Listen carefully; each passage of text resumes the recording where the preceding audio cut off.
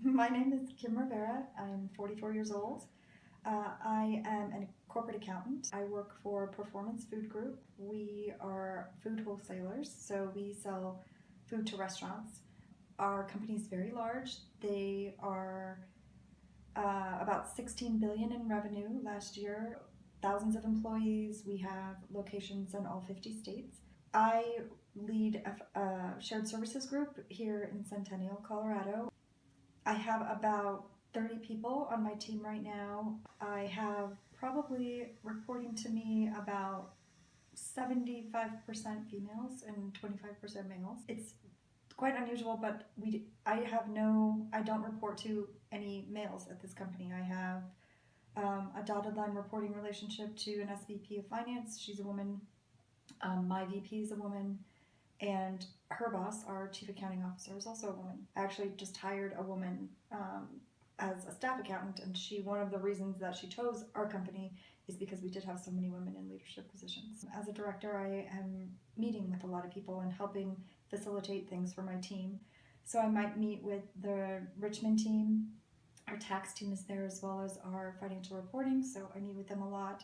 I might meet with external resources. I meet with our auditors about once a week, and I also meet with our bank once a week.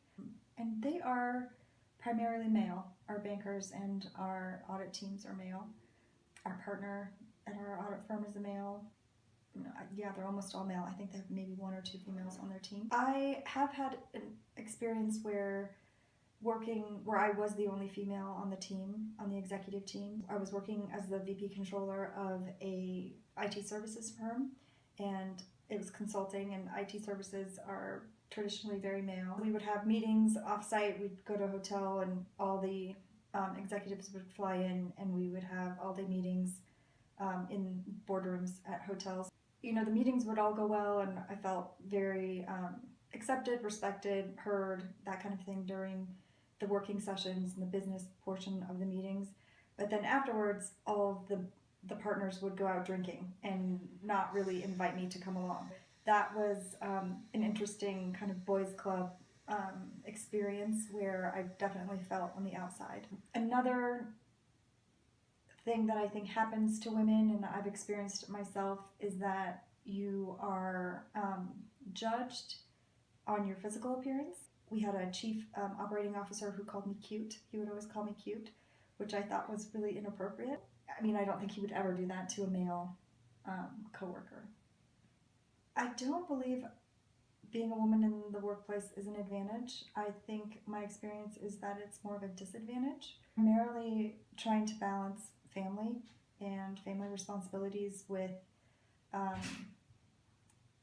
work. It's very challenging being a working mom. It's very difficult to find balance, especially when I was younger and my kids were younger, and I was, trying to, I guess, prove myself and work my way up. I had a lot of male bosses who had stay-at-home moms as their partners and didn't understand how difficult it was that I needed to get home and make dinner, or that I needed to take someone to practice, or that I needed to go to a doctor's appointment with my child. So they also didn't have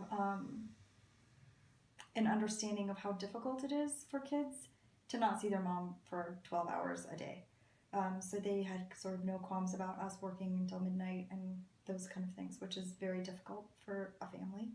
I'm sort of always at home, and I'm always a mom, so I'll never not take a phone call from my children, or I don't miss games that my son's in, so that means I'm leaving work early, but that might mean that I have to work at home. I don't think I've ever felt that I've had to work harder because I'm a female.